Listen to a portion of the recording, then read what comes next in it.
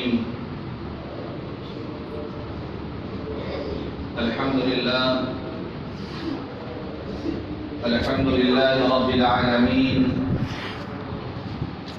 والصلاة والسلام على سيد الأنبياء والمرسلين وخاتم النبيين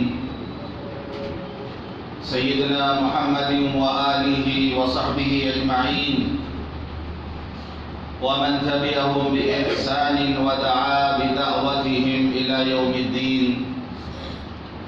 أما بعد، عن معاذ بن جبل رضي الله عنه قال: سمعت رسول الله صلى الله عليه وسلم يقول: إن يسير الرياء شرك، ومن عادى لله وليا فقد بارز الله بالمحاربة. إن الله يحب الأبرار الأتقياء الأخفياء الذين إذا غابوا لم يفتقدوا، وإذا حضروا لم يدعوا ولم يعرفوا، قلوبهم مصابيح الهدى يخرجون من كل غبراء مظلمة، أو كما قال عليه الصلاة والسلام، رواه ابن ماجہ. محترم بزرگوں، دوستوں اور دینی بھائیوں، سن 9 ہجری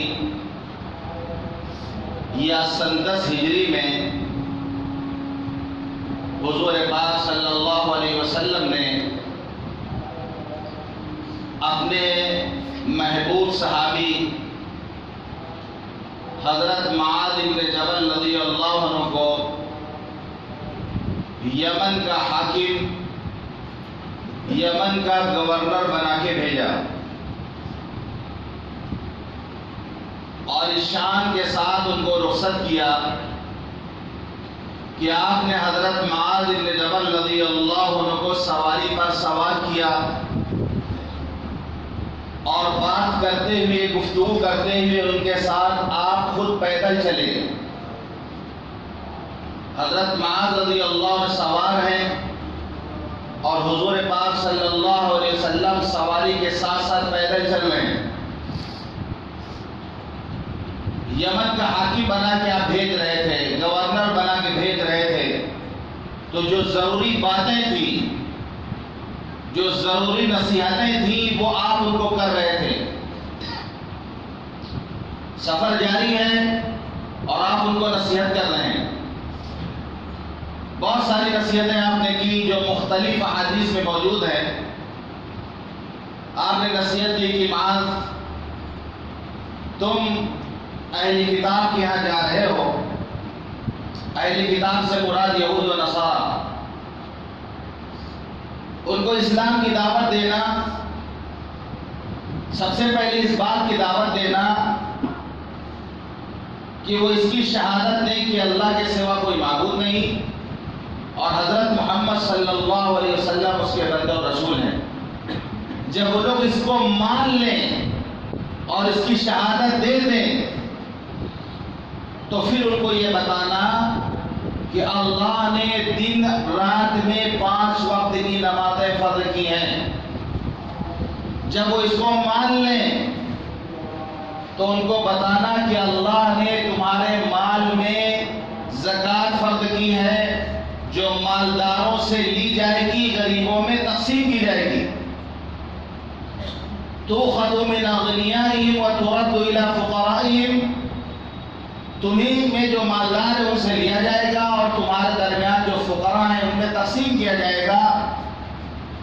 اور جب زکوٰۃ کا مال لینا تو چھانٹ کر اچھا مال وصول مت کرنا. جب زکوٰۃ وصولی کا موقع ہے، یہ نہیں کہ اگر جانور کی زکوٰۃ دے رہے تو چھانٹ کر جو سب سے عمدہ جانور ہیں ان کو چھانٹ کے تم زکوٰۃ میں لو. اور آخری نصیحت فرمائی، آخری بات ارشاد فرمائی کہ دیکھو مظلوم کی بددعا سے بچنا. اتقی دعوت المظلوم، مظلوم کی بددعا سے بچنا. کیونکہ مظلوم کی بد دعا اور اللہ کے درمیان کوئی پردہ نہیں ہے. دعوت المظلوم مستجابہ، مظلوم کی بد دعا قبول ہو کر رہتی ہے. وَإِن كَانَ فَاجِرًا، چاہے وہ فاجر اور فاسق کیوں نہ ہو. دوسری حدیث میں آتا ہے نصیحت کی آپ نے، دیکھو وہاں پہنچنے کے بعد آسانی کرنا، سختی مت کرنا، لوگوں کو خوشخبری اور بشارت سنانا، ڈرا کے لوگوں کو دور مت کر دینا کہ ایسے احکامات بتاؤ، کٹھن احکامات بتاؤ کہ لوگ متنفر ہو جائیں. کسی حدیث میں آپ نے فرمایا ایاک والتنعم فإن عباد اللہ لیسوا بالمتنعمین. دیکھو آرام طلبی اور عیش پرستی سے بچنا.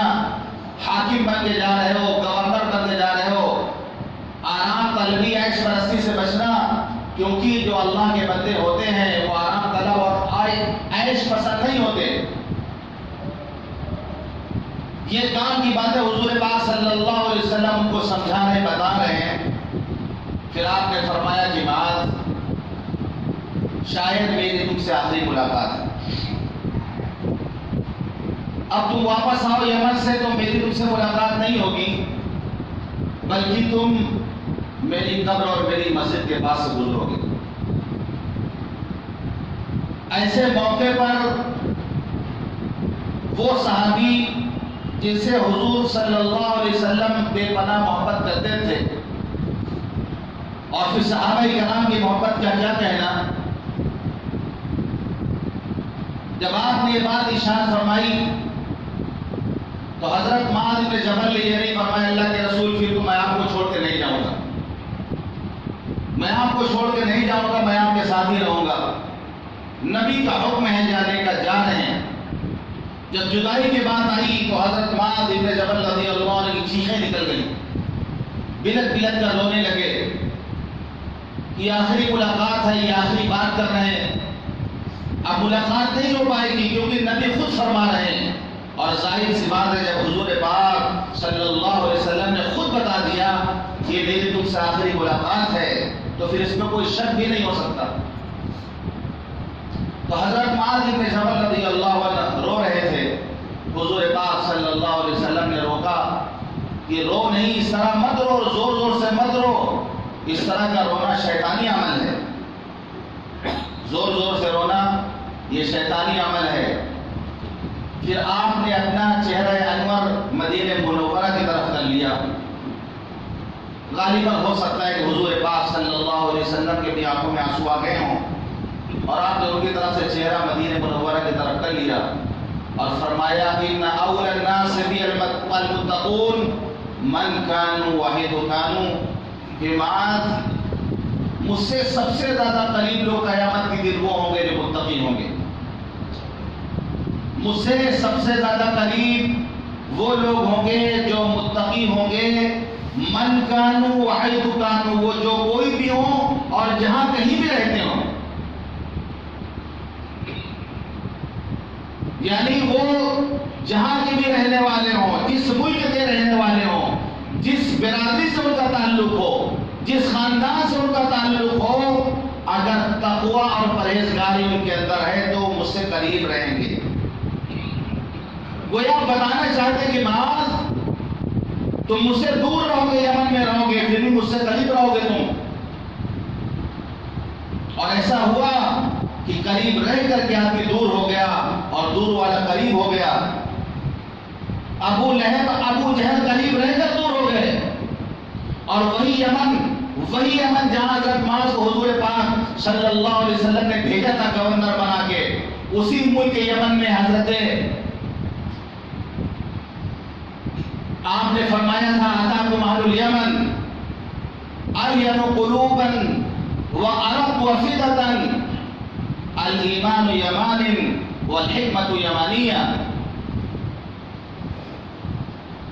آپ نے صحابہ سے فرمایا تھا کہ یمن کے لوگ تمہارے پاس آئیں گے، دل کے بڑے نرم ہوں گے. وہ لوگ یمن کے لوگ دل کے بہت نرم ہوں گے.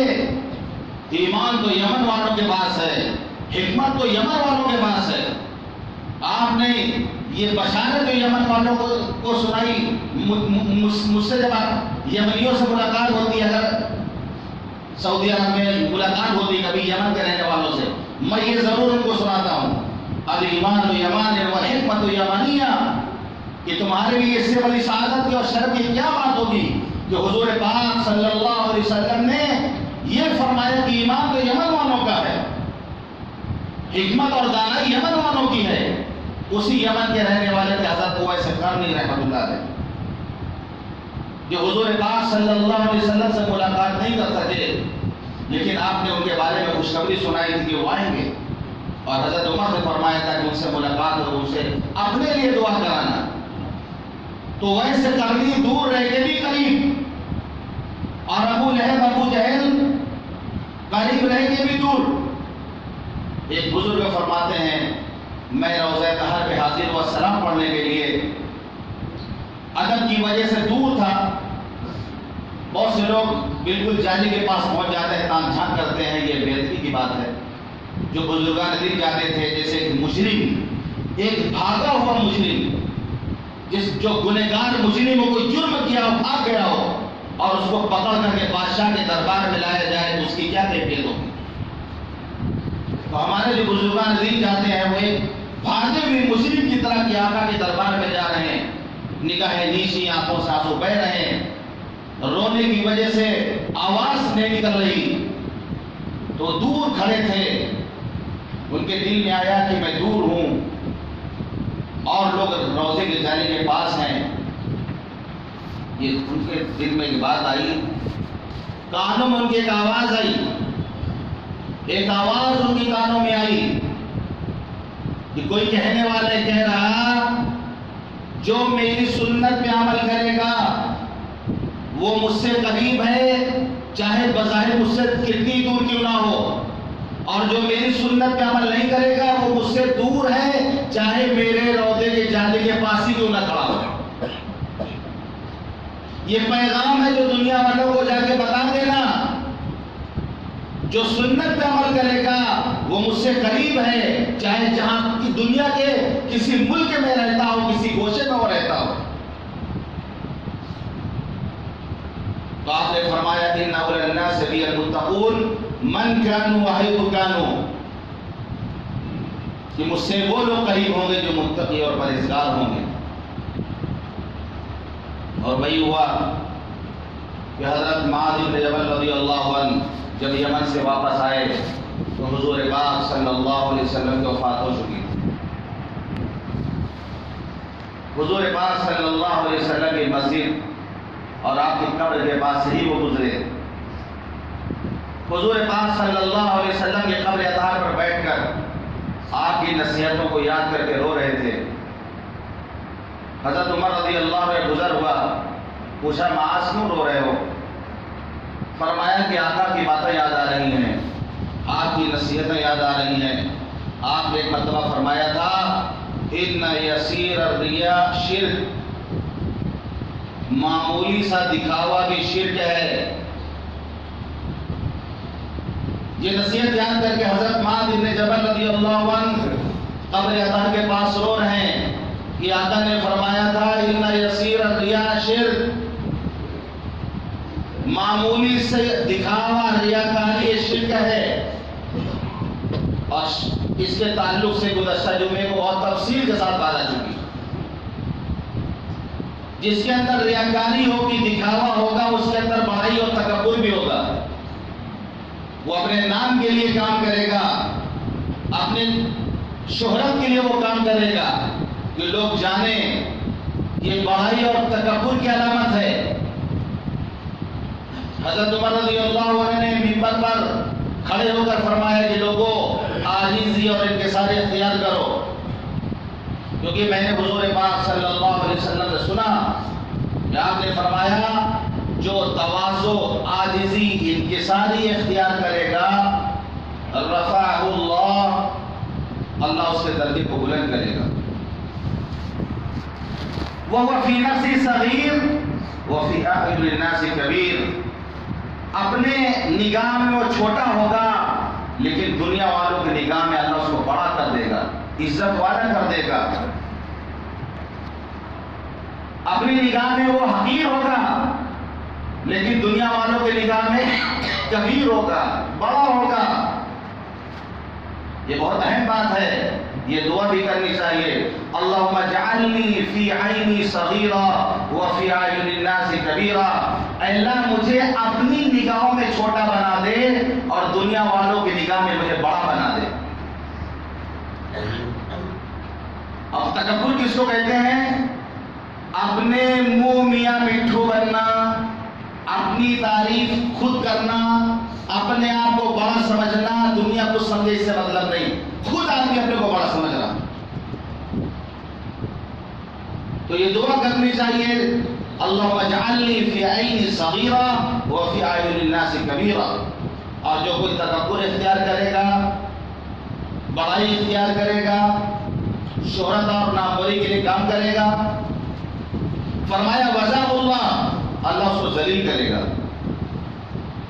وَهُوَ فِي أَعْيُنِ النَّاسِ صَغِيرٌ وَفِي أَعْيُنِ النَّاسِ حَقِيرٌ، وہ لوگوں کی نگاہوں میں حقیر اور ذلیل ہوگا۔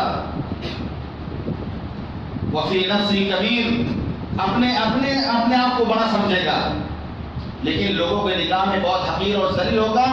حَتَّى لَهُوَ أَهْوَنُ مِنْ كَلْبٍ اور خنزیر، یہاں تک کہ لوگوں کی نگاہ میں اتنا ذلیل بنے گا کہ اس کے اوقات کتے، یہاں تک کہ خنزیر سے زیادہ بدتر ان کی نگاہوں میں ہوگی۔ تو فرمایا اِلَّا يَسِيرَ الرِّيَاء شرک، معمولی سا دکھاوا بھی شرک ہے۔ یہ نصیحت یاد کہ حضرت معاذ بن جبل رضی اللہ عنہ رو رہے ہیں۔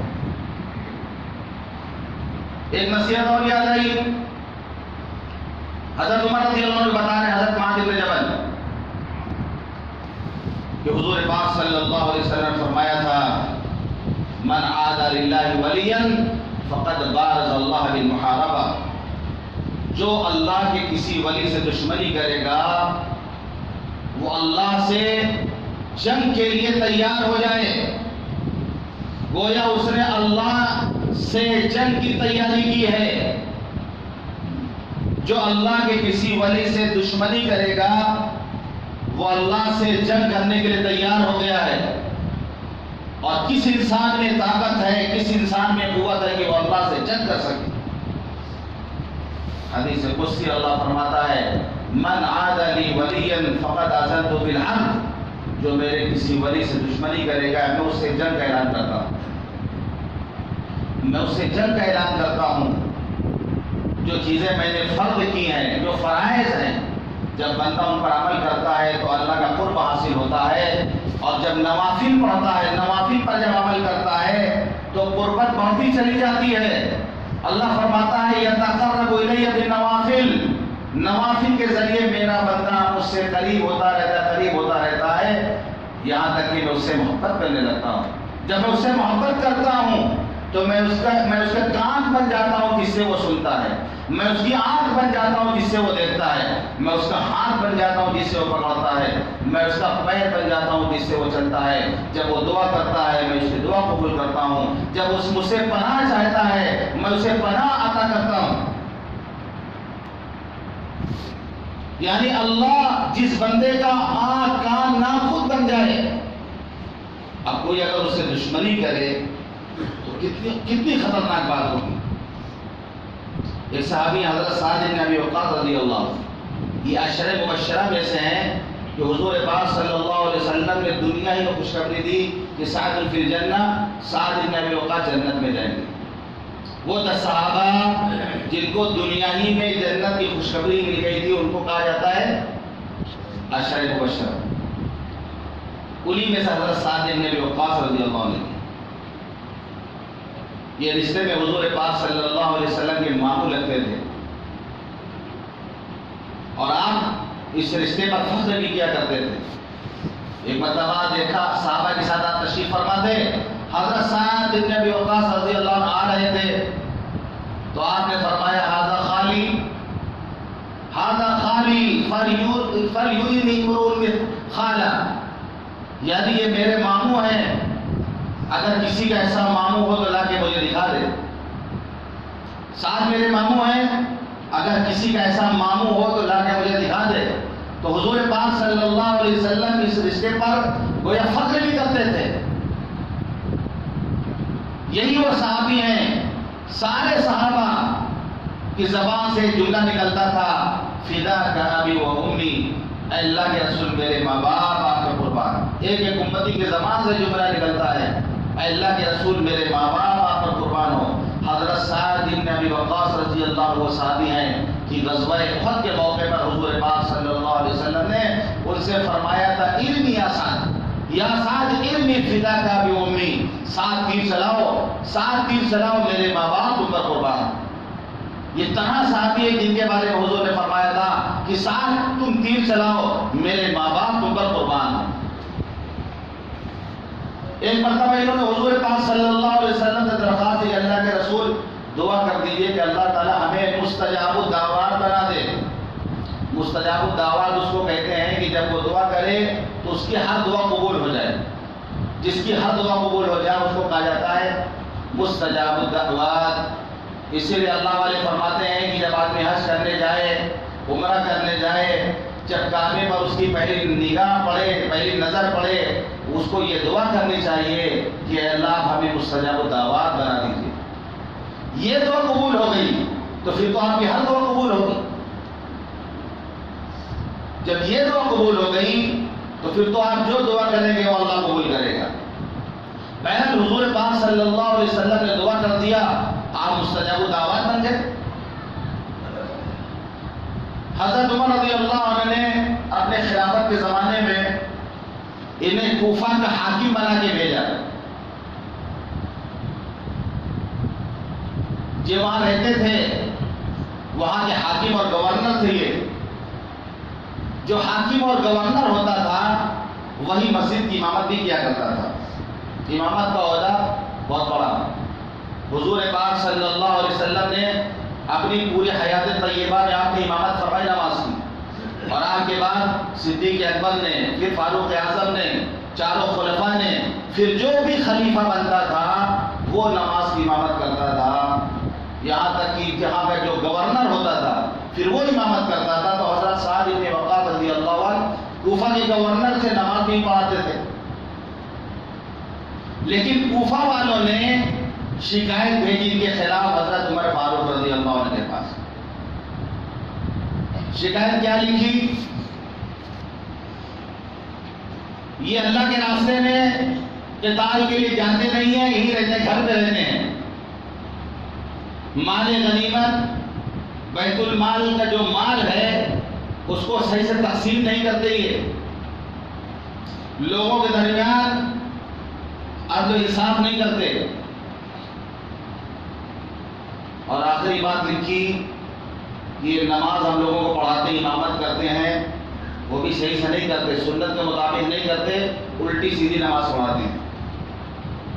اس کے بارے میں شکایت کر رہے ہیں حضرت سعد بن وقاص رضی اللہ عنہ، جن کے رشتے پر حضور صلی اللہ علیہ وسلم فخر کرتے تھے، جن کے بارے میں آپ نے فرمایا تھا کہ میرے ماں باپ تم پر قربان، ساتھ تیر چلاؤ.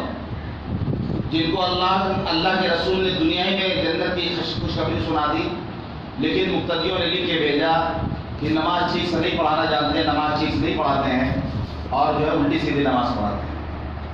یہ شکایت گئی مدینہ منورہ. حضرت عمر رضی اللہ عنہ نے بلایا ان کو کہ تمہارے خلاف میں شکایتیں آئی ہیں، تو ٹھیک سے نماز بھی نہیں پڑھاتے ہو. فرمایا امیر المومنین، نماز تو میں سنت کے مطابق ہی پڑھاتا ہوں، نماز تو میں سنت طریقے سے پڑھاتا ہوں، جو طریقہ نماز پڑھانے کا وہی میں پڑھاتا ہوں. آپ تحقیق کر لیں، معلوم کر لیں. بہرحال جب شکایت آئی تو مناسب حضرت عمر رضی اللہ عنہ نے مناسب یہ سمجھا کہ ان کو وہاں سے بلا لیا اور ان کی جگہ پر حضرت عمار بن یاسر رضی اللہ عنہ کو کوفہ کا گورنر بنا کے بھیجا، اور ایک وفد بھیجا، اور ساتھ میں حضرت سعد رضی اللہ عنہ کے بھیجا جو تحقیق کرے معاملات کی جائے. اب وہ لوگ جس مسجد میں جاتے تھے پوچھتے تھے، سارے لوگ تعریف کرتے تھے کہ یہ بہت اچھے آدمی ہے. بہت اچھے امام صاحب ہیں. دوسری مسجد والے خود تعریف کرتے تھے, ہر مسجد والے خود تعریف کرتے تھے, کہہ رہے نہیں یہ تو بہت اچھی امام تھے. لیکن جب اس مسجد میں پہنچے جو قبیلے بنو عبس کی مسجد تھی, اس میں ایک آدمی خالی ایسا تھا, ایک آدمی مقتدیوں میں سے ایک مقتدی ایسا تھا جس نے حضرت سعد بن وقاص رضی اللہ عنہ کے خلاف شکایتیں شروع کی کہ نماز ٹھیک سے نہیں پڑھاتے. اس نے جو ہے ان کے خلاف شکایت شروع کی. اس کا نام تھا قتادہ ابن اسامہ بن قتادہ. جھوٹی شکایتیں تھی, سب جھوٹی شکایتیں تھی. تکلیف پہنچی حضرت سعد بن وقاص رضی اللہ عنہ کو. انہوں نے اس وقت بددعا دی کہ اللہ یہ مجھے بدنام کر رہا, جھوٹی باتیں کہہ رہا, میں اس کے حق میں 3 بددعا کرتا ہوں. اے اللہ اس کو عمر دراز کر دے, لمبی عمر اس کو دے, اس کے فقر و فاقہ کو بڑھا دے, اور اس کو فتنے میں مبتلا کر دے. حدیث کے راوی عبد الملک وہ فرماتے ہیں کہ میں نے اس شخص کو دیکھا کہ بڑھاپے کی وجہ سے اوپر کی جو ایبرو ہے, یہ اوپر جو بھاؤں یا ایبرو کہا جاتا ہے, یہ لٹک کر آنکھوں تک آ گئی تھی, عمر اس کی ہو گئی تھی. اس عمر میں بھی فتنے کا یہ عالم تھا کہ راہ چلتی لڑکیوں میں چھیڑا کرتا تھا. اس عمر میں بھی بددعا لگی تھی, فتنے کی بددعا. اس عمر میں بھی راہ چلتی لڑکیوں میں چھیڑا کرتا تھا, اور کوئی حال چال پوچھتا تو کہتا تھا رجل المفتون اصابتنی دعوت سعد, میں بوڑھا آدمی ہوں, مجھے سعد کی بددعا لگی ہے. میں بوڑھا آدمی, مجھے سعد کی بددعا لگی ہے. تو ایک شخص ایسا تھا جس نے ان کی برائی کی. بہرحال جو اللہ کے ولی سے دشمنی مول لیتا ہے تو گویا وہ اللہ سے جنگ کرتا ہے. یہ بہت ڈرنے کی بات ہے. امامت کا عہدہ بھی بہت نازک ہوتا ہے. مسجد میں 2-4 ایسے لوگ ہوتے مخالفت کرنے والے ہر ایک امام کے, جو کہ برائی کرتے ہیں, دشمنی رکھتے ہیں, ان کو عبرت حاصل کرنی چاہیے. قیامت کی نشانیوں میں سے ایک نشانی یہ بھی ہے کہ نماز کے لیے لوگ امام نہیں ملیں گے نماز پڑھانے کے لیے. تلاش کریں گے اچھا امام, نماز پڑھانے والا کوئی ملے گا نہیں. یہ قیامت کی نشانیوں میں سے ہے. حضرت سعد بن وقاص جیسا امام تھا ان کے پاس, اس کے بارے میں بھی شکایت کی لوگوں نے کہ یہ نماز صحیح نہیں پڑھاتے ہیں اور الٹی سیدھی نماز پڑھاتے ہیں. تو 2-4 ایسے فتیر لوگ ہر جگہ ہوتے ہیں, ان کو عبرت پکڑنی چاہیے اور اس سے ان کو کچھ سیکھنا چاہیے. حضرت صاحب ظاہر سی بات ہے, جب معاملہ ایسا ہوگا تو آدمی کا دل ٹوٹ جاتا ہے. پھر آخری عمر میں حضرت سعد بن وقاص رضی اللہ عنہ چلے گئے تھے مدینہ منورہ سے وادی عقیق میں جا کے گھر بنایا تھا. بہت مشہور ہے وادی, حدیث میں اس کا نام آتا ہے وادی عقیق. وہاں گھر بنائے تھے انہوں نے. ابھی اس وادی میں ہی مدینہ کی جو یونیورسٹی ہے, مدینہ کی جو یونیورسٹی مدینہ یونیورسٹی اس وہیں پر بنی ہوئی ہے وہ, اور پرنسپل کا جو آفس ہے وہ حضرت سعد بن وقاص رضی اللہ عنہ جو مکان تھا اسی میں وہ آفس بنائی گئی ہے. الحمدللہ میں نے وہ جگہ دیکھی, وہ آفس میں نے دیکھا ہے. اور وادی عقیق جہاں پر پانی بہ کے آتا تھا حدیث میں جس کا تذکرہ ہے, اور وہاں پر نہر بنا دی گئی جسے نہر عقیق کہا جاتا ہے. اللہ کا شکر ہے میں نے چیزیں اپنی آنکھوں سے دیکھی. تو حضرت سعد رضی اللہ عنہ نے آخر میں گوشہ نشینی اختیار کر لی اور مسجد قبلتین جس طرف ہے, مسجد قبلتین ادھر جا کے رہنے لگے تھے وہ. تو یہ بہت ڈرنے کی بات ہے. اور حضور پاک صلی اللہ علیہ وسلم کی اسی نصیحت کو یاد کر کے حضرت معاذ رضی اللہ عنہ رو رہے تھے. اور ایک نصیحت اور یاد کی, اللہ تعالیٰ محبت کرتا ہے ان بندوں سے جو متقی ہوتے ہیں, چھپے ہوئے ہوتے ہیں, یعنی دکھاوے کے لیے کام نہیں کرتے, خاموشی سے کام کرتے ہیں, چھپے ہوئے ہوتے ہیں, جن کا حال یہ ہوتا ہے اگر وہ غیر حاضر رہیں تو ان کو کوئی تلاش نہیں کرتا, اگر وہ موجود رہیں تو ان کو دعوت نہیں دی جاتی, ان کو پہچانا نہیں جاتا, ان کی یہ حالت ہوتی ہے. لیکن معاملہ ان کا کیا ہوتا ہے, قلوبہم مصابیح الہدی, ان کے دل ہدایت کے چراغ ہوتے ہیں. یخرجون من کل غبرہ مظلمہ, ہر تاریکی سے, ہر اندھیری سے اللہ تعالیٰ کو بچا لیتا ہے، وہ اس میں سے نکل جاتے ہیں۔ ہدایت کے چراغ ہوتے ہیں ایسے لوگ کہ رب اغبر اشعث لو اقسم علی اللہ لا برہ۔ کتنے پراگندہ حال، پراگندہ بال لوگ ایسے ہوتے ہیں جن کو لوگ معمولی سمجھتے ہیں، لیکن اللہ کا ان کا یہ مقام ہوتا ہے کہ اگر وہ کسی بات پر قسم کھا لیں تو اللہ ان کی قسم کی لاج رکھ کر اس بات کو پوری فرما دیتا ہے۔ تو اللہ تعالیٰ ایسے وہ سیدھا حال بندوں سے محبت کرتا ہے جن کو دنیا نہیں جانتی لیکن اللہ ان کے بارے میں جانتا ہے۔ مشہور ہونا اصل چیز نہیں ہے، مشہور ہونا اصل چیز نہیں ہے، مقبول ہونا اصل چیز ہے۔ آج ہم سب مرے جا رہے ہیں مشہور ہونے کے لیے، ہر ایسا کام کرو جس سے مشہور ہو جائیں، یعنی ہر آدمی اس بات کی پڑھا لکھا جاہل جو جس کی جو کوشش، ہر ایک کی کوشش ہے کہ ہم کو لوگ جاننے لگے، ہم مشہور ہو جائیں۔ ہر آدمی مشہور ہونے کی کوشش کرتا ہے، لیکن کوشش کرنی چاہیے کہ ہم مقبول بن جائیں۔ مشہور ہو نہ ہو، دنیا جانے نہ جانے، لیکن اللہ کی نظر میں ہم اگر مقبول بنیں گے تو ہم کامیاب ہو جائیں گے۔ ایسے بندوں سے اللہ محبت کر سکتا ہے۔ تو اس نصیحت کو یاد کر کے حضرت معاذ بن جبل رضی اللہ رو رہے تھے۔ بہت قیمتی نصیحتیں حضور پاک صلی اللہ علیہ وسلم کی پوری امت کے لیے۔ اللہ تعالی ہم سب کو توفیق دے باتوں پر عمل کرنے کی۔ اللہ تعالی ہم سب کو کہنے اور سننے والا عمل کرنے کی توفیق عطا فرمائے۔ وآخر دعوانا الحمد